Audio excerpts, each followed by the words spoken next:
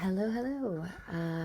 Today's podcast episode is on the topic of rejection, which came up for me this week. I'm feeling rejected and tender and making an effort to take some lessons from this. And so when you grow up with 5 siblings, there's a limited amount of time and attention that your parents can afford each and every one of you. So we were all, it seems, in a competition for love, attention, affection, validation from our parents, right?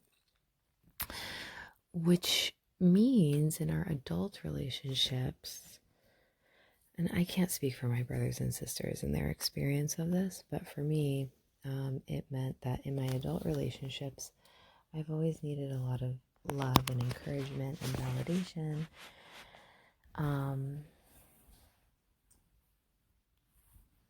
And probably led to some codependent issues for me in my relationships. I am now 36 years old, and here's what I've learned from, I'm going to say a lifetime of rejection, but that sounds a little bit woe is me and overdramatic. I've lived a life full of love and acceptance and tenderness and joy, and I've also lived a life full of rejections like every other human on this planet. So what helps me through the pain of rejection, and this is not necessarily a rejection in relationship, it could be a rejection from a job. I've been fired from my fair share of jobs, and that's another type of rejection that is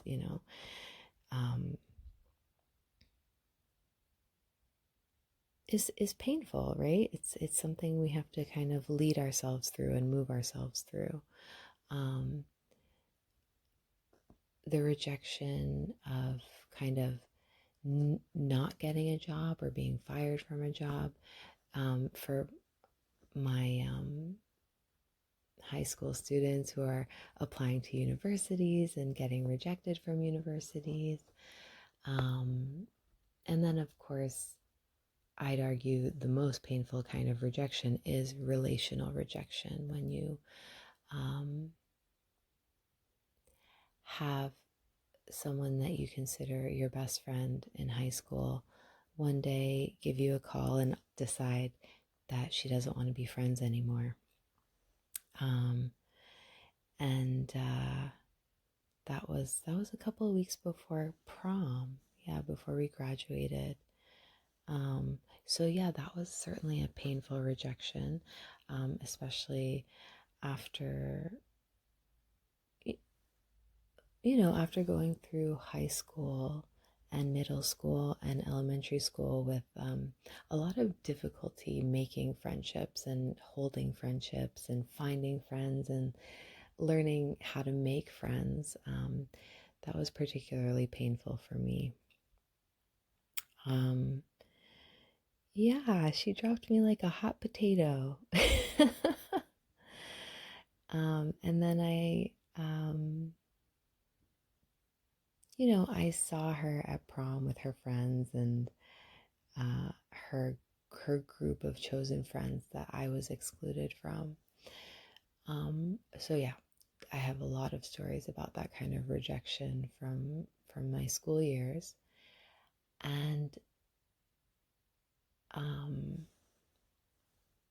probably the earliest rejection we can experience is rejection from your parents.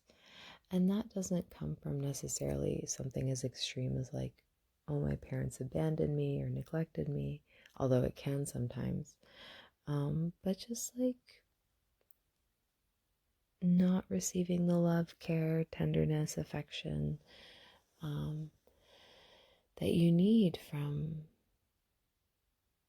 the first people in your life who are meant to take care of you in all these ways. And unfortunately, not everybody has the capacity to offer the kind of care that you need. So, in dealing with rejection over the years, what I've learned is something that gives me great comfort, especially now in the midst of my most recent rejection, which I can talk about in a couple minutes. But really, I keep reminding myself that rejection is divine redirection. I really believe that everything happens for a reason. The good, the bad, the ugly, all of it is here to help us grow, to teach us, to bring us into a new level of expansion and knowing ourselves if we're open to the lesson. So if you're able to witness your pain and be with your pain and offer yourself the tenderness and love that we so often need from others, we can move through rejection or navigate it with a little bit more direction, I suppose. I'm not going to say it'll be easier, although it could.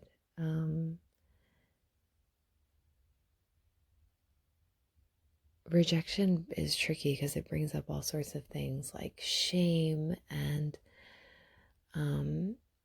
you want to blame yourself. You ask yourself, like, what did I do wrong? What's wrong with me? When in fact, a rejection, even just hearing a no, over the last year, my relationship with no has been evolving too, because as I'm able to look rejection in the face, even something as simple as hearing a no, as I allow myself to be more willing to hear a no, it makes me braver. It makes me more willing to ask for the things that I want, regardless if I get a yes or a no. And I'm practicing out of saying no to myself preemptively so that someone else won't say no to me. Yeah, I love this topic because I think rejection is something that we all struggle with to some degree, and it really cuts you to the core. And so we either shut down our feelings of,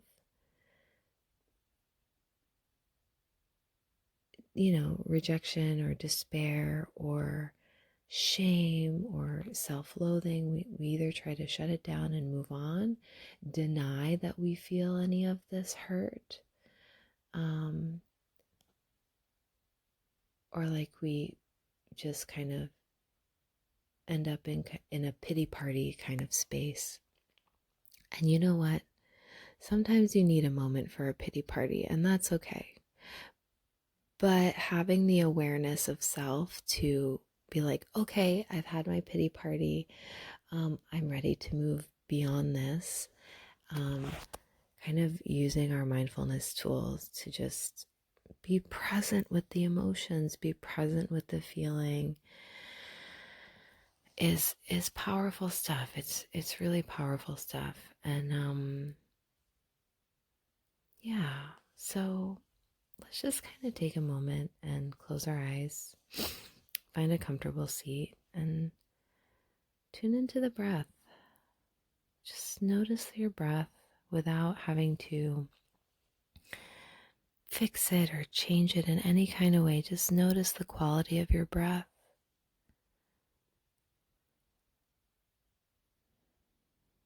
As you're settling in, You can slowly start to invite a deeper breath into the belly and feel the belly expand as it fills with air. Notice the contraction as you exhale.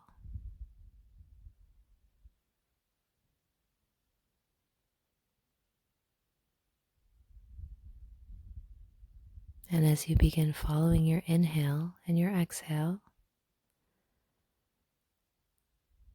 bring your attention to your emotional state in this moment. What's the most prominent feeling for you in this moment? You can label the feeling ease, joy, sorrow, anger. Whatever that feeling is, name the feeling.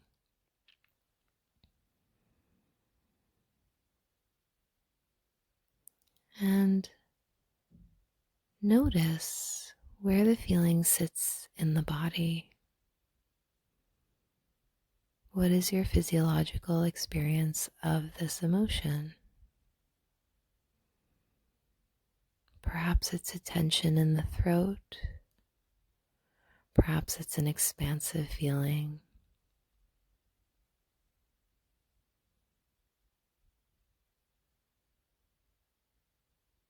Maybe it's in the head, in the mind space.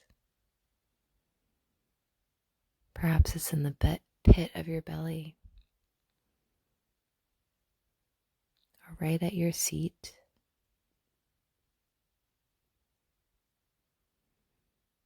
When you find where the emotion sits, sit with it. Notice it. Observe it. Breathe into it. Take a deep breath in. Let it go. Notice where that emotion sits and give it space.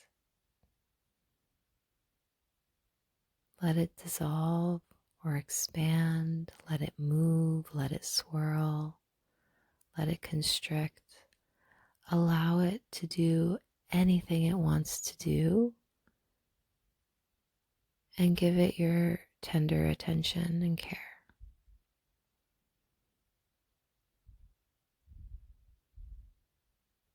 Be with the emotion.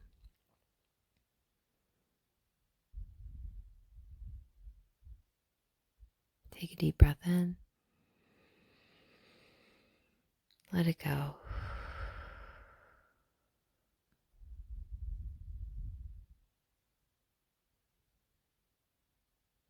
You can be here as long as you like.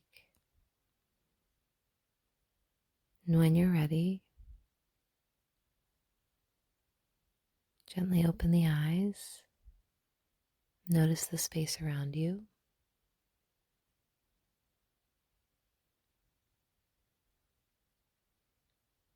And offer yourself some love and gratitude for taking care of yourself today. You're doing a great job.